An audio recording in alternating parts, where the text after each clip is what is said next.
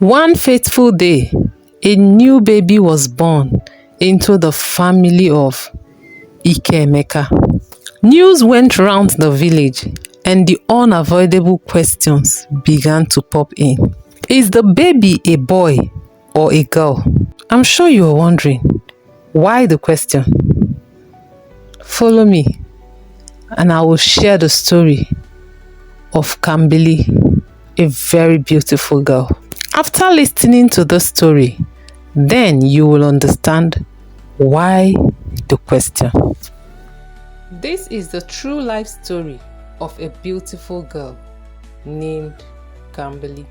From the day I was born, there was something different about me.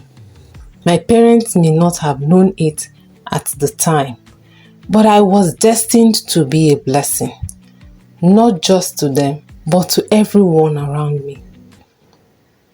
And as I grew, I came to understand that my life was not ordinary.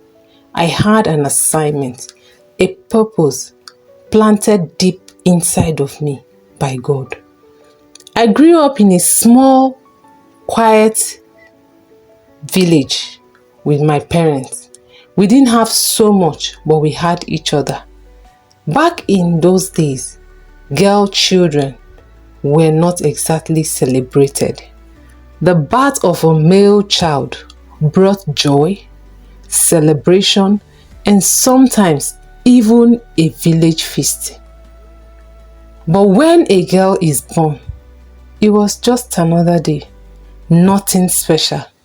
In fact, some families saw girls as a burden rather than a blessing. My parents had 8 children and I was the 4th. A girl, right in the middle. I quickly began to notice the difference in how we were treated. My brothers were given attention, importance, and preference in everything, from education to food to even the smallest matters. I, on the other hand, had to work twice as hard to be seen, to be heard, to be noticed. But I didn't let that break me. I was a quiet observer and a fast learner. I realized early that I had something my brothers didn't have. I had favor and I used it well. I may not have been celebrated, but I became the reason my family began to experience good fortune. Doors opened, help came, our farm produced more, my father's businesses picked up. Things just started working, yet no one looked at me. No one asked how or why. They just assumed life was finally smiling at them. I helped raise my younger siblings. I helped my mother with chores. I stayed up late grinding food, making sure there was enough for everyone. I even found ways to bring money into the home from small tradings, all without expecting anything in return. I gave everything and asked for nothing. I would get up as early as possible, go get water for the family use. I did all of this without complaining. And to my greatest surprise, no one noticed. No one cared. Still, I watched as my brothers were praised and I was ignored. And so one day I decided to test my value, to see if they would notice my absence. I planned my disappearance carefully, no harm intended, just a little wake-up call. I wanted to know, do they really care? Would they search for me? Would they cry? Would they stop the world to find me? I wanted to change the narrative and correct the mindset of everyone in the village that a girl child can also be everything and more. And also to let parents understand that every child should be treated equally and given same preference if possible. I vanished left everything behind and went far, far away. At first, I heard they looked for me. They cried, yes, but not for long. Before 24 hours passed, they had declared me dead. Dead? Just like that. My picture was placed in a coffin, an empty coffin, and I was buried. Without a body, without a proof. I saw it all, I heard it all, and my heart broke. Something in me died that day, not because I was physically gone, but because I realized how little I meant to my family, the people I value so much, the people I love so much. I moved on, went into a new city, and started over again. In the new city where I found myself, life wasn't so easy. I had to do every kind of menial job I could find just to survive. And after a while, I was able to save some money from the menial jobs I did. And I started selling and distributing bread just to build something tangible for myself. Everything I touched turned to gold. God blessed me richly. God favored me on every side.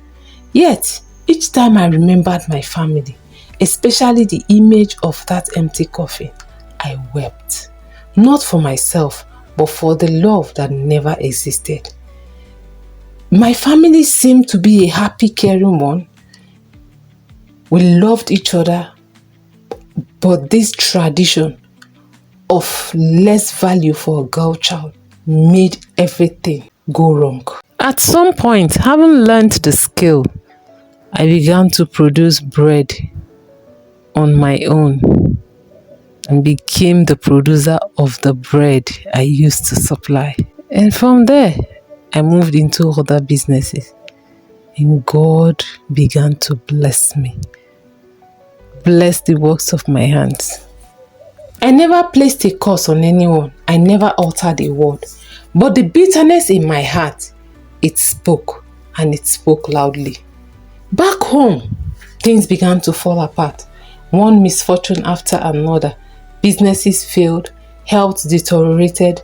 No one in the family could make tangible progress. It was as if the light had gone out. They were surrounded by darkness and they couldn't understand why. But I knew. Years passed. One night, I had a dream. In it, my mother was weeping, frail and sick. I woke up drenched in tears. Something told me it was time to go back. Without hesitation, I packed my bags and returned home. The village looked the same, but my heart was different. When I arrived, I found my mother ill, just like in the dream. My presence shocked the entire family. They had truly believed I was gone, dead and buried. They were remorseful, deeply remorseful. They all asked for my forgiveness. My mother wept and held me like she never wanted to let go.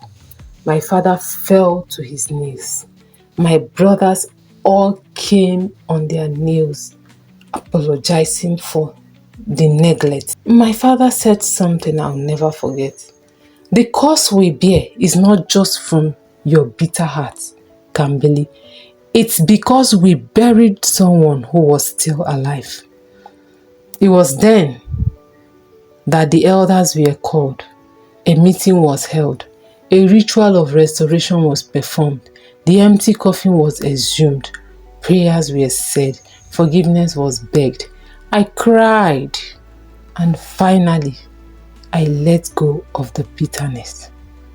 That day, healing began. Today, my family lives in peace and harmony. Progress has returned.